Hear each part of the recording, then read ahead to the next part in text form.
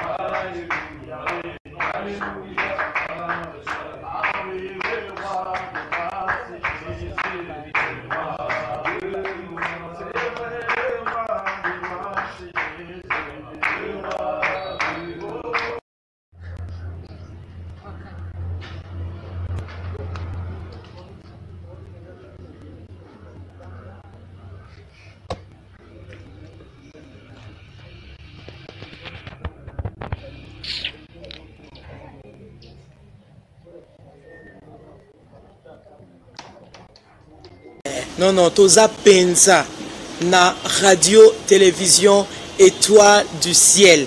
Oye salemi pona esengo ya bana na nzambe nyonso. Kolo Pambola, Pasteur Miko Bachika elongo na maman Liliane Bachika pe na Libota Mobimba. Radio télé Étoile du ciel eza oye senge na biso kolanda na tongo na midi na pokwa na katikati ya butu ba émission kitoko tikankolo a Pambola bino toujours en compagnie ya radio télé Étoile du ciel.